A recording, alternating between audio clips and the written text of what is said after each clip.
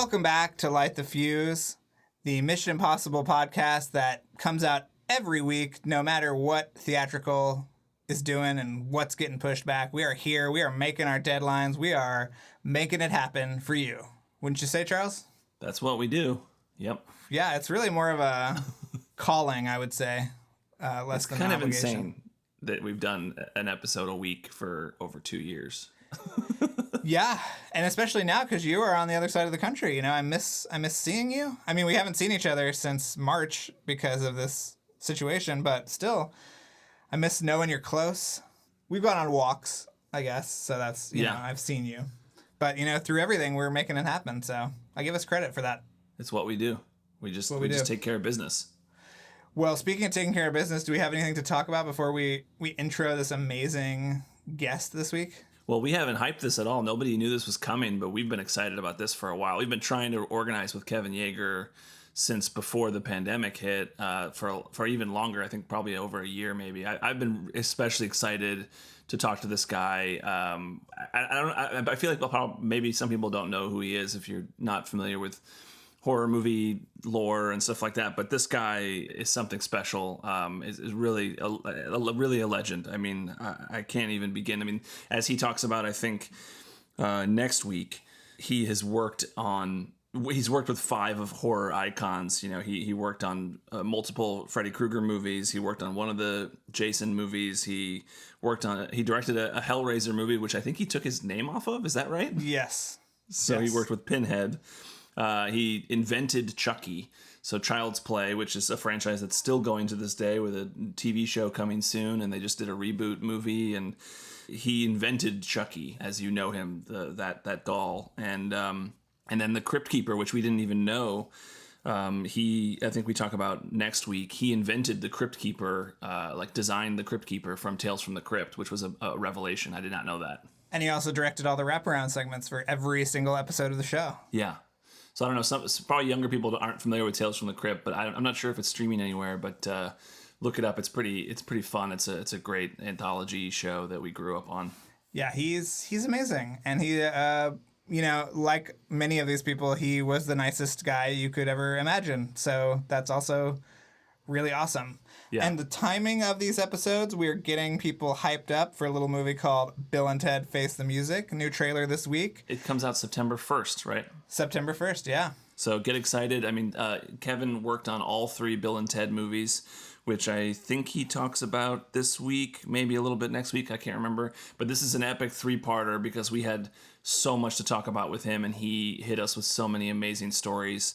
Also, just for context, when he was talking to us on Zoom, he had the original Child's Play Chucky sitting behind him over one shoulder, and then over the other shoulder he had one of the Freddy Krueger designs that he had from one of the Freddy Krueger sequels from one of the Nightmare on Elm Street movies.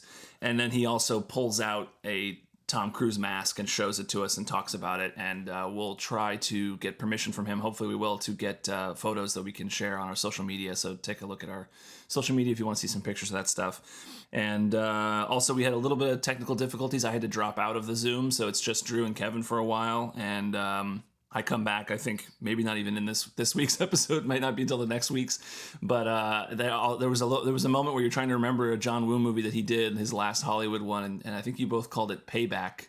But if I were there, I would have corrected you and said it was Paycheck, because we all know the movie Paycheck with Ben Affleck was probably done just for a paycheck.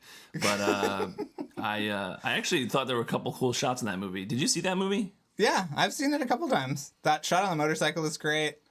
It just gets very convoluted. Yeah, I haven't seen it since theaters, but yeah, I've actually completely forgotten the movie other than a couple of really cool shots, so I'm sure it's not great. But anyway, wanted to... Well, I think we need to do a Patreon episode for Paycheck now, so we'll get on that. And just to let everybody know that this episode is brought to you by the My Favorite Albums podcast, where each week concert promoter Jeremy Dillon interviews a different musician, songwriter, actor, or filmmaker about the music they love and how it's influenced them and their work. He actually talked to Liz Hannah before we did. Our Liz Hannah episode is up this week, but he talked to her before us, and he's talked to people like Rogue Nation, co-writer Drew Pierce, Rose McGowan, Bob Odenkirk, Casey Musgraves, who still has not told us what her rankings are. And so it's a really cool podcast. We've been on a few times. And yeah, check out Jeremy Dillon. We love him, and we also miss him. We haven't gotten to see him in a few months either. So, Jeremy, we miss you, is what I'm trying to say. I also want to say that this episode is brought to you by John B. and also Real Estate Interest LLC, commercial real estate for growing companies. So thank you to all three of our sponsors. We couldn't do it without you. Yeah. All right, well, we're going to get into Kevin Yagher's the first part of our amazing interview with Kevin Yagher, and we will be back right after the interview. So enjoy Kevin Blumenfeld's Legally Iffy theme music, and we'll be back.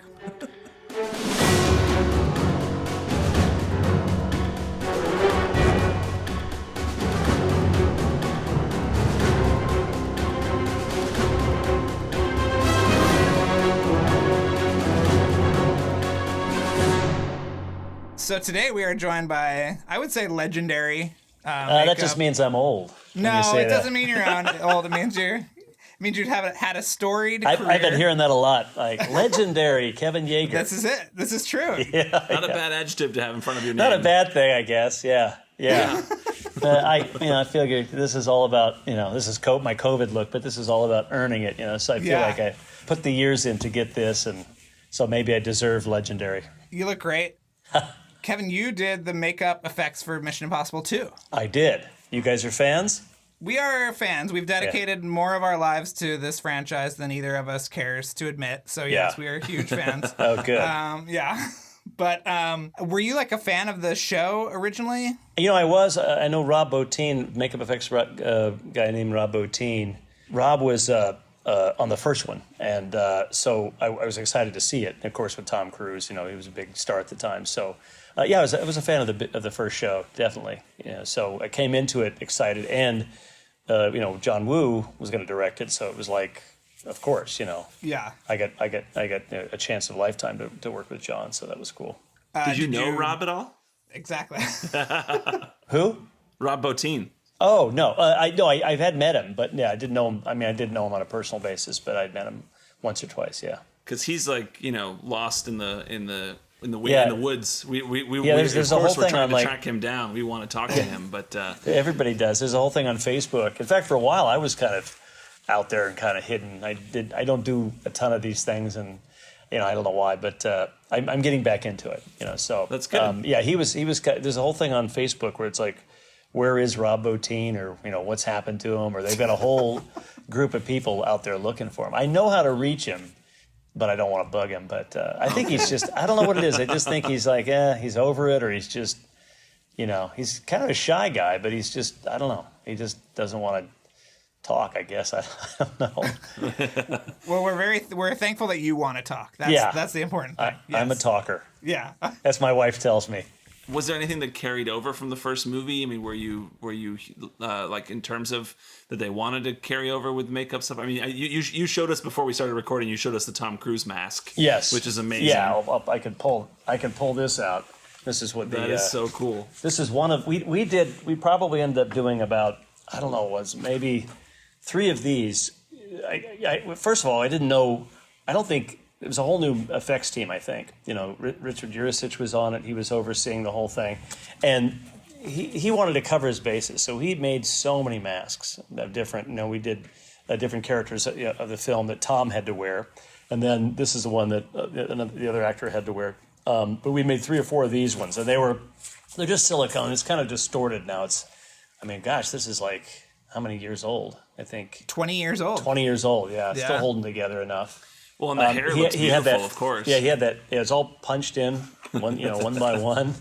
Yeah, this is where he had that long hair. So every single one of those hairs was punched in one by one?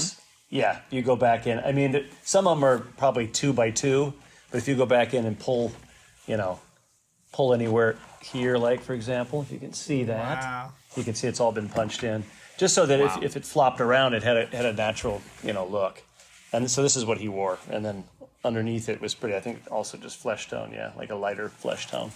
Well, so how long were you in Australia? Because we know that the production sort of geared up and then shut down and then geared up again. How long were you down there? I was actually only there for 3 weeks. I went down. I took my main right-hand man guy, Mitch Coughlin, and he went down and sort of oversaw, the day-to-day things. There was some makeups, that were that we did with the disease, that was affecting people. We did a photo shoot where they took some slides and they actually used it in the film. Where like Crimea. What is Chimera. it? Yeah, Chimera. Yeah. I knew you guys would know it if I missed it. It's been 20 years. But, so we did some kind of, boils and that kind of thing around the mouth and eyes and stuff. And then we took some pictures of that, of what would happen if you got the disease. And they showed that they showed that in the film. And then we did, I did like 3 or 4 different masks for different actors.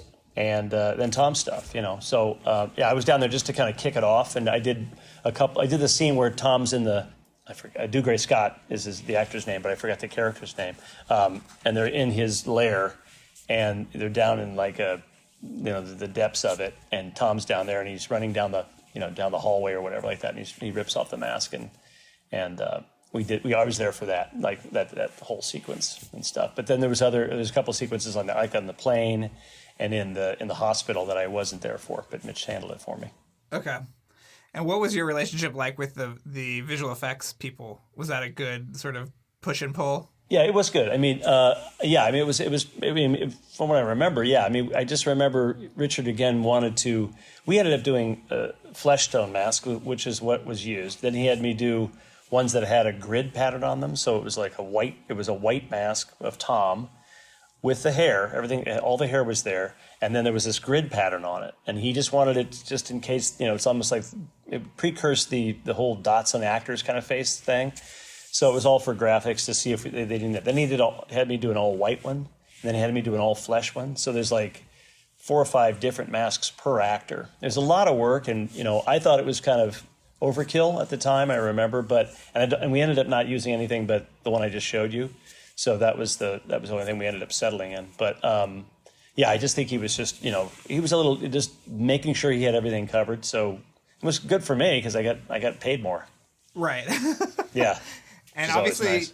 you got along with Wu, obviously. Yeah. What was that like? Oh, he's great. He's real soft spoken, speaks perfect English, but it's kind of quiet. So I think everyone assumed in production that he didn't speak English very well, but he does, and so. But he's a very, very quiet man, But he would explain things like on Face Off. I remember he was explaining something with a helicopter, and he, he would say, helicopter, come down. He would just everything was like kind of broken sentences, but he would kind of act out things and just make a lot of sound effect noises. He'd go, and with the helicopter come down and ba ba ba ba ba ba. He'd like do that kind of thing as he was explaining it to us. He was great though. I just found him so just a quiet man that just. He'd just say things and he would talk to you. He was just great. I did end up doing Face Off, Mission Impossible 2, and Wind Talkers with John. Right? Yeah. So, and I was sad to see, he got, I think, a bit abused on Wind Talkers. He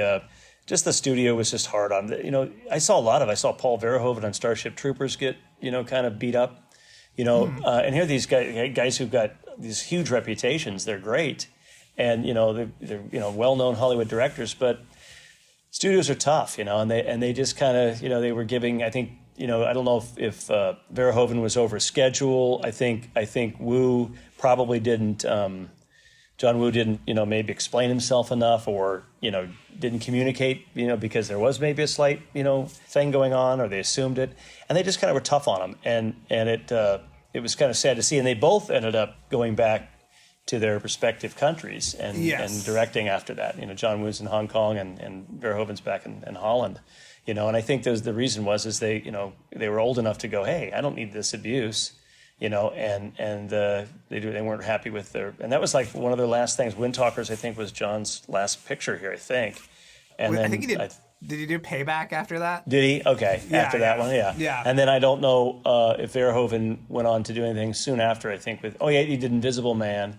Yeah, probably got beat up again on that one, And it's a tough business, and it's kind of the way it goes, In Hollywood, I've been beaten up myself many times. I'm sure. Yeah, When I say beaten up, not physically. Well, one time Right. I got hit by a studio head. I got What studio? I'm not going to say. I'm not going to say. But his brother's in a lot of trouble. I'll just say that. Okay. You can guess who it is. Yes. So, anyway, he took a swing at me and hit my. I had a big long ponytail at the time, and I turned and and he threw a punch at me and hit my ponytail, kind of the back of my head, but kind of just escaped it, But yeah, it's crazy. And then verbal abuse is amazing. Right. A lot of abuse. So I'm happy to see a lot of these people, especially with the Me Too thing going on. A lot of these people get in trouble finally. Yeah. And it's great to see. In your lifetime, you see karma, and then, hey, it actually is real. It's not just going to happen, 300 years after I die. Oh, they found out this guy did that or this person did that. Right. But it's nice to see when the bad guys get a few knocks. Well, you talk about the kind of, friction with the studio, and we've heard that there was a longer version of Mission Impossible 2 that Wu liked a lot more.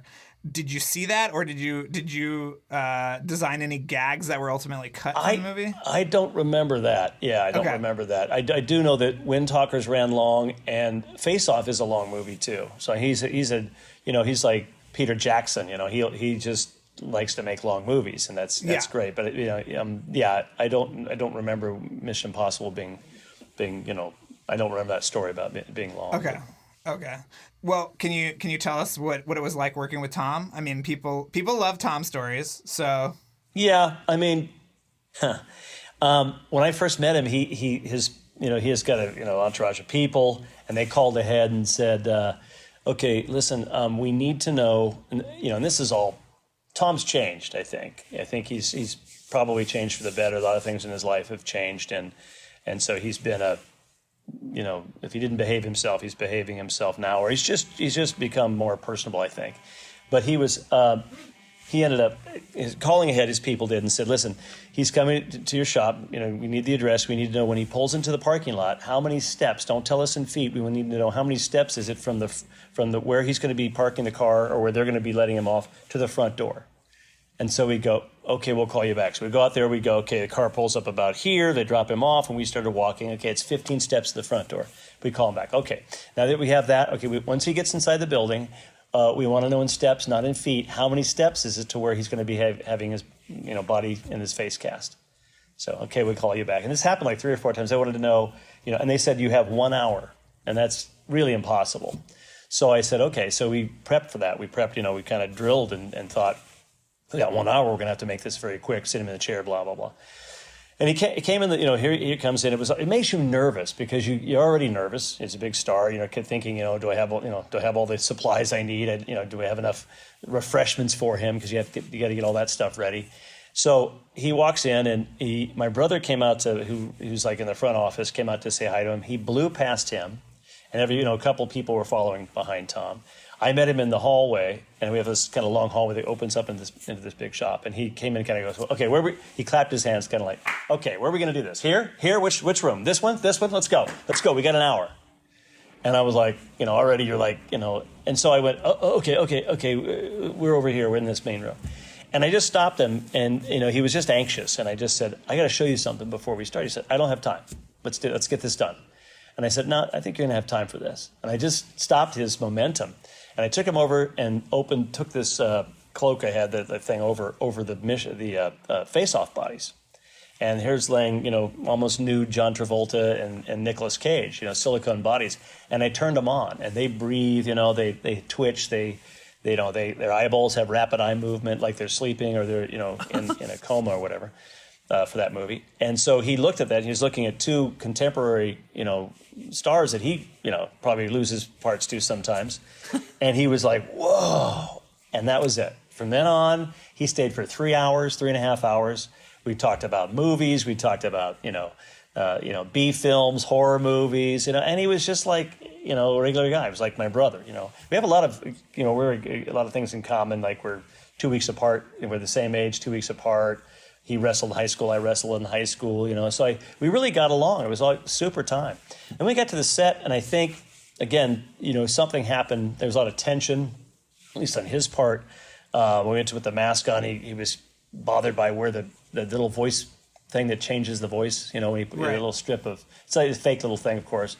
and he didn't like where it was too high one time, and he just was agitated. And I could only think that possibly he was taking on the role of producer, and I don't know again where the schedule was, and maybe he felt and he was kind of pushing John, I thought, kind of hard, wanting to get him to move quicker or something like that. So it was just a different Tom, at that point. I mean, it was a different Tom when he came in my shop, and then when he was in there, he was fine. It's like I relaxed him, and when we talked about movies and stuff like that, he forgot where he was and what he was doing.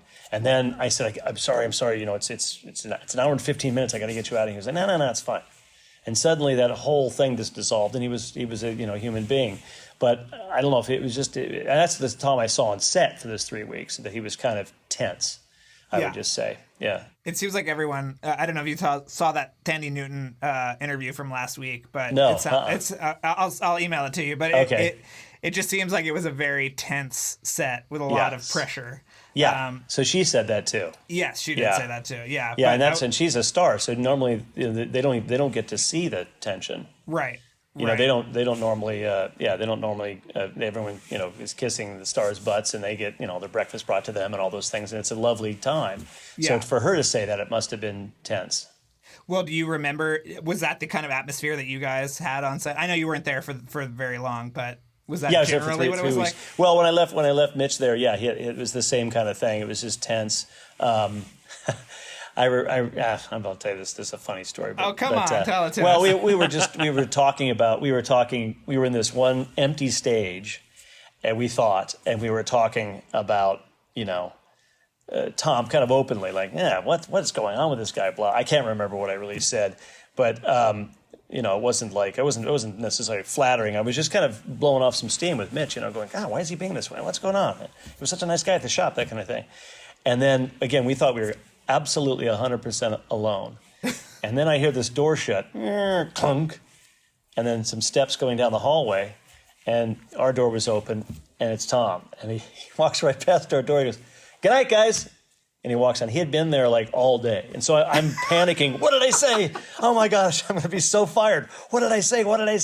And then I went back in the room that he was in, and it was just a desk in an empty room. Like, I guess he had a laptop or something with him. And I just tested the sound. I went in, there was a vent up there, and we had a vent in our room. And I said, so Mitch was on the other side in our makeup room, and then I was back into the Tom room. And I said, "Hey, Mitch, can you hear me?" He goes, "Yep, loud and clear." So we totally got, if I said something, I don't know. I felt later, I thought, this, we'll see. I didn't get fired, so he must have, either he had headphones on maybe, or maybe he just didn't hear, what we were talking about. I don't know. We were singing songs and stuff too about him. It was really funny. I can't sing the song because it's kind of rude. But we were just kind of making light of the situation. And that's, if makeup effects shops are kind of fun that way, because we're just, we're just guys in a locker room, so like any guys, so we do, to keep ourselves entertained, basically, and also to blow off steam. It helps to make a few jokes. So, yes. But I didn't get fired, and never worked with them again, but I don't know if that means anything. Well, you talked about these different types of masks, but how many masks did you guys manufacture total for this? Because this movie has a lot of mask gags. Yeah, if you name the actors for me, because you probably know more than I do. Well, who had them? Dougray Scott wore the Tom Cruise one, obviously. Yep. I think. So we had 3 flesh ones, like this one here. We had three of these. Then we had I think it was either 1 or 2 of each of the secondary ones. The 2 of the ones with a grid pattern, the white with a grid pattern. 2 of those, 2 of the all white, and then 2 of the just flesh with no paint job on them. Okay. So I was, what is that? 7 or 8 per actor. Yeah. Per actor. Okay.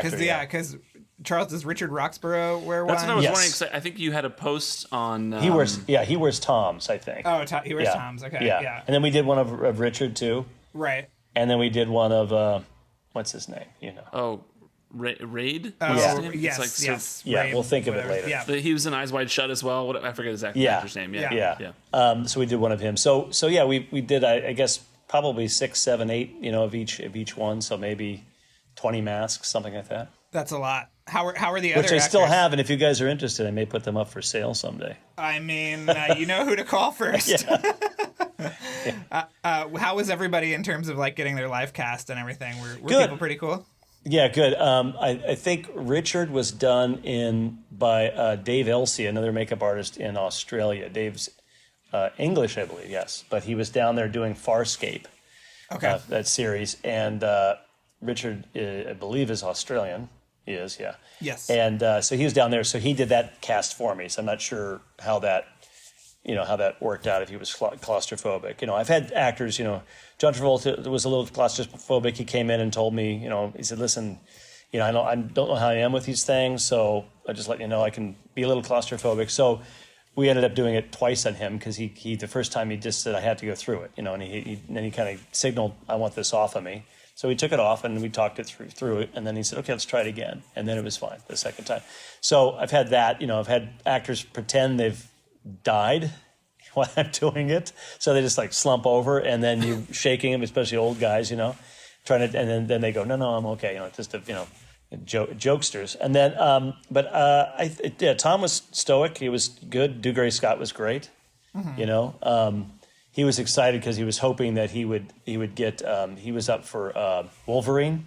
Yeah, he was cast. Yeah. Yes, he was cast. That's interesting. So Dougray Scott was saying to you, like, I'm gonna go do X-Men after this. Yeah, he was excited about it, or maybe he just found out that he was negotiating it, and then later I talked to him and he was like, eh. But they have to shoot their picture, and you can't do it. But he would have been a great Wolverine, I think, Dougray. Yeah, it's a real sliding doors moment for Dougray.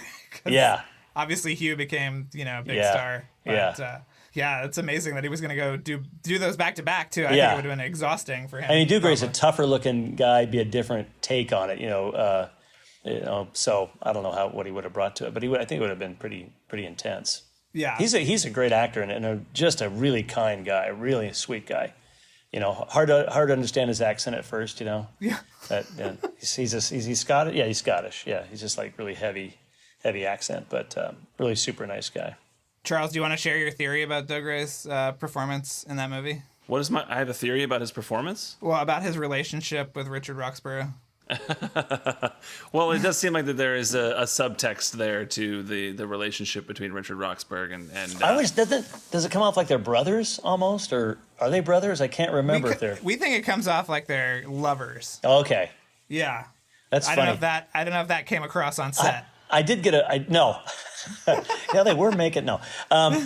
I did feel when I watched it I thought they were closer, like cousins or something. So I picked up on that, but I didn't pick up on the lover thing. I mean, kissing cousins maybe. But... Kissing cousins. Yeah. Yeah, there was a weird thing. I mean, the whole thing with the finger. Yes. That's very very Yeah. So did you rewatch phallic. It recently, or did you? No. okay. No. Well, wait a minute. Now that I think about it, I think my daughter and her boyfriend decided to watch it, and I kind of they came in and out of the room or something when they were watching it. So do you pop in and go, "Hey, your old man did that"? Yeah, of course, yeah. Yeah, okay. Yeah. I'm always doing that. Okay. Yeah, Dad, we know your whole resume. Thank you.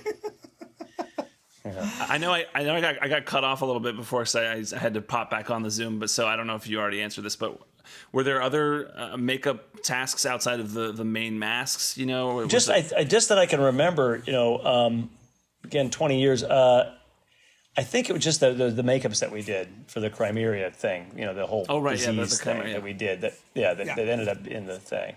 But there's a great effect is it the third one where Carrie, what's her name? Carrie Russell. Carrie Russell, thank you. I worked with her on Honey, I Blew Up the Kid, but when she was like 16, where Carrie dies in the helicopter. You remember that? Right. Yeah. And she's got the little thing in her, the chip in her head, and then I love the way she just twists her head over like that, just snaps her head over, and then they, I guess they did a little, dissolve with a contact lens. It was like a great death, Have you watched the subsequent movies? I watch them all the time. I got to tell you, I watch them all the time. I mean, Tom Cruise is just. He's a movie star, and every time like, oh, Few Good Men, I just go, I'll just watch this scene, right? I do that, and the same thing with Mission Impossible. And I actually like Mission Impossible 2 a lot. I like the first one because it's the first one, but I really do I like 2 and 3, and the other ones are great too. They're always great. Just like you just and it's like John Wick is now or what's the other guy, Jack Reacher. It's like that same kind of thing. They're all trying to do Mission Impossible. And just Tom's just perfect for that role. He's just Ethan Hunt. He's just a great character. In that role. So I'm always like, I don't put them in. I have the discs or I don't order it through Amazon or whatever. I have them, but I just kind of, if they're on TV, I go, okay, let me watch 5 minutes of it. Next thing you know, I've watched the whole thing. Shawshank Redemption's the same way with me. Shawshank or any of the Godfather movies except for 3. Which means 1 and 2. Right. Are these your COVID looks, by the way? You guys got the COVID? Yeah, I got. Are you normally like that? No. This is all COVID. Yeah, Drew's letting it fly. I've been keeping my beard a little bit more trimmed, but yeah, my wife would like that. She was like, "Can't you just try?" I said, "No, I'm going to grow it down to here. Yes, and then I'm going to braid it, just to tick her off." You'll have to update us on your beard link. Yeah. Right. When Charles and I were talking yesterday, we discussed our mutual love of an incredibly weird movie that you made that is virtually unavailable in the United States that we both watched probably 900 times on cable. Yeah. The Applegates. Oh my God. Yeah, it was originally called, I always referred to Meet the Applegates, but they changed the title to The Applegates. Right. Yeah, I haven't seen that one in years. Nobody has, as far as I know. Yeah. Why do you think it's that you can't see it? Probably has something to do with the makeup effects. Just no. No. I mean, being so bad that it must be some kind of. I'm sure they outlawed it. It's some kind of rights issue. I'm sure, or something. I'm sure. But you created full on animatronic bugs, right? Bug suits, yeah. I mean, it was a big challenge. It's amazing. I look back at my career and I think, to take on things like Chucky, which was a huge thing, because if you fail, if I failed, the whole movie is, I'll never work again. I mean, it'll get around town. Well, we had this character and he just did a crappy job. He came with a sock puppet and it was just terrible. Yeah. So there's a lot of pressure and I took on a lot of stuff. I don't think I could do it now. As you get older, you just go, I can't be bothered with that. I can't be bothered with this, And The Applegates was, just another one of those films that was just packed with stuff. I mean, jiggly eggs that, birth, whatever. We had the dog. We had Spot the dog that goes through 3 stages, ends up flying. We did, like you'd said, we did all these suits and these change-o heads. It was just a ton of stuff. That it was a fun movie to make. Actually, Michael Lehman, the director, was just great. He had done the Heathers, the Heathers, and then he did Hudson Hawk? Yeah, that with Joel Silver, and not so good. But no. But The Applegates is just a fun. It's goofy. I mean, it's that '80s humor. Everything was so goofy back then. It's just like the Bill and Ted. We just finished. I mean, not just finished last year actually. Finished Face the Music, which is coming out, but. And again, it's just goofy. It's that goofy, over-the-top humor that, right. That people, do you guys seem to like it? You're younger, obviously. We do. We grew up with Bill and Ted, yes. Okay. So did you do those suits where they're all muscly in the trailer? Yes, I did. Okay. I can't talk about much because I've sworn to secrecy, but right. That was one of the gags. And since they've shown it, now I can talk about it. But the muscle suits, But you you worked on the first 2 Bill and Ted's as well, right? I did, There's a lot to talk about there. Yeah, the first one was, I'd done Nightmare on Elm Street 2, and the producers on that film went on to do The Hidden. So, I'm sorry, so actually, before The Hidden, they called me after Nightmare and said, hey, we need a couple cavemen, and we have, we're all in Arizona, they're shooting around all over, and they said, can you help us? I said, sure, you just send me the actors. I said, we don't have any actors. So what can you cast a couple of people? I'm like, okay, I'm a casting director now. Good, okay. So I just called a couple of my friends in, and I said, look, I made them up quickly just with dirt and mud, and put a wig on them and some threw some crappy teeth in their mouth, and I videotaped them out someplace outside the shop, and sent that to them, and they said, great, cast them. So I ended up doing these 2 these 2 caveman makeups on these guys. And we flew out to Arizona and shot it. So, but it's one of those things you get disappointed, do all this work on it, and then they're seen like in a blip and they're gone, at the very, very end of the film or towards the end of the film. So they go back to prehistoric time. And that was the experience on the first one. The second one, again, one of those big effects things, with the stations. I had to build the stations, and I had to do all these robots, different phases of robots, and I was also doing. I think at that time I was doing 5 films total, and that was like the biggest one I was doing. But I was also doing Honey, I Blew Up the Kid, which I had to do a man-sized baby suit on a guy, and a bunch of little puppets of Rick Moranis and family. It was just like, oh my God. It was all animatronic. It was just, and I had huge crews. So the whole time I'm juggling all these things, and it's a thing that I stopped doing after a while, because you get, hey, everyone loves me. They want me to work on their film. So you just say yes to everything. And then you find yourself overwhelmed, and you can't find good enough people on one show. It couldn't get certain crews together. Mechanical crew, you'd suffer on one thing, or you couldn't get the artists on the other because you're using them on another show. And it just becomes crazy. And so it was just a great time for making money and getting credits.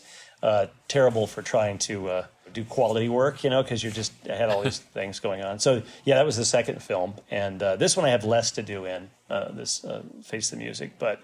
And there's less outrageous stuff. I mean, it's outrageous, but there's less, like, I would say, creature suit stuff in that. Well, but you're working with Bill Sadler again, right? What was that like? Yeah. I didn't actually see him on the set.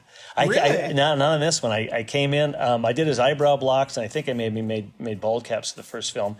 I didn't apply those. They just turned them over to the makeup department, and they applied it for him for Death on Bogus Journey. And then we got into this one, and I think I may have sent him some eyebrow blocks. I can't remember if I built the eyebrow blocks again for him or not. I don't remember doing it. So maybe Bill Corso is the head makeup artist. He knows all about the prosthetics, so he may have just bought them. You can buy them places. So I didn't get to see Bill. Oh, okay. On this one, yeah. He's gotten a little older. I know. I was hoping for some kind of grand reunion, but I guess not. Yeah. Didn't get to see him.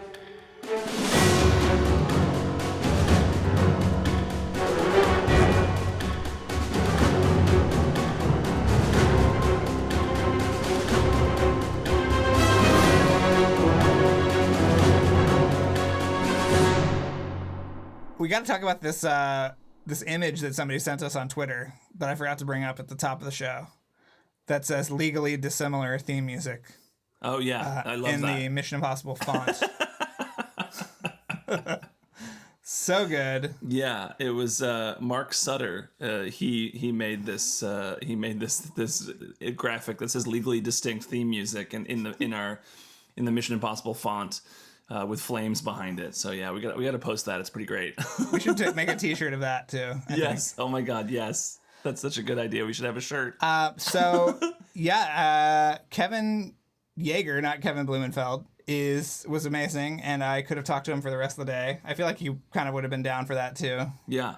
It was just great to hear him talk about his experiences and what it was like working on this movie. I feel like Mission Impossible 2 is our least covered entry on the podcast. So yes, it was nice to shed some light on Mission Impossible 2. Yeah, and he had some great stories of crazy on-set stuff and getting punched in the back of the head by a studio head who won't be named, but we can figure out who it was. Yeah, you missed that part. When did you listen to it? What did you think? I wasn't part of the call, but I've now heard it, and that's a pretty great story. And then also he mentioned Starship Troopers too, which I didn't know he even worked on Starship Troopers. I wish we had talked about that more. Yeah, I mean, if we talked about every movie on his filmography, we would have been there all day. But I think he must have worked on the makeup effects and bodies and whatnot, because if you'll recall, there are a lot of dead bodies. I actually just rewatched that movie last week. Well, they had there's some practical bugs too every once in a while, right? Yeah, I think that was Amalgamated Dynamics that did the bugs, full size bugs. Yeah, but okay, so then probably the bodies. Yeah. He also knows how to get in touch with Rob Bottin, but says he's not going to bother him. We're going to have to do a Mission Impossible mission to steal this contact information from Kevin Yagher, because we need to get to Rob Bottin, who, if you don't know, designed the makeup for the first movie, also did The Thing, and also did RoboCop. He's a legend. Fight Club. We need Rob Bottin on the show at some point. He's definitely a white whale for us, since he's a recluse now. We're all kind of recluses now in our own way, though, so I feel like that's true. We could coax him out. And then, it was cool to hear him talk about Bill and Ted. I mean, he's worked on all 3 Bill and Ted movies. And, of course, get ready for Bill and Ted Face the Music on September 1st. You'll want to check that out. I'm excited to see it. I'm a fan of those movies. Yeah, it's nice that it's going to be on demand as well, so that we don't have to risk our lives. So, I feel like part of me is like, they're giving us that option, so we should really take it. And so I suggest everybody pick it up. or rent it on September 1st. Yeah. And anything else we got to wrap up, Charles? Well, obviously you should check out our Patreon. It's patreon.com/LightTheFuse. And you can get bonus content if you sign up at that level. And we did some recent episodes we did one about the Tandy Newton profile, that interview, which was so crazy and funny. And she actually talks about I-2 as well, of course, in that interview. So keeping up with the I-2 theme here. That's a good Patreon episode to check out if you sign up. And then we also recently we got Kevin Blumenfeld on the show, and we sat and talked to him for a few minutes before Kevin and I did a commentary for Night Owls, my movie, which is, I think it's still on Amazon Prime, I think via IMDb TV. So even if it doesn't have the Prime band, if you click on it, it will still be free with a few ads. It's also on Canopy, and one of our Patreon subscribers messaged us to say he's in Canada, and it's also in Canada on Canopy. So check out if you want to. That's a fun Patreon perk where we check in with Kevin to see how his legal troubles are going, and then he talks about Night Owls with me. That was a fun Patreon episode. Yeah, I think you just got to do it all. Be a Patreon subscriber, buy a t-shirt at TeePublic. Oh yeah. Review this wherever you're listening to it. Also, a special thank you to Jacob from Holland. Jacob's been with us for a long time, so thank you so much. And also, this episode is mixed by Luke Burson. And a special thank you to our intern, Abby Smith. We now have an intern, and she has been awesome and has been a huge help to us. She's been a big help. And and we'll be back next week with Kevin Yagher Part 2.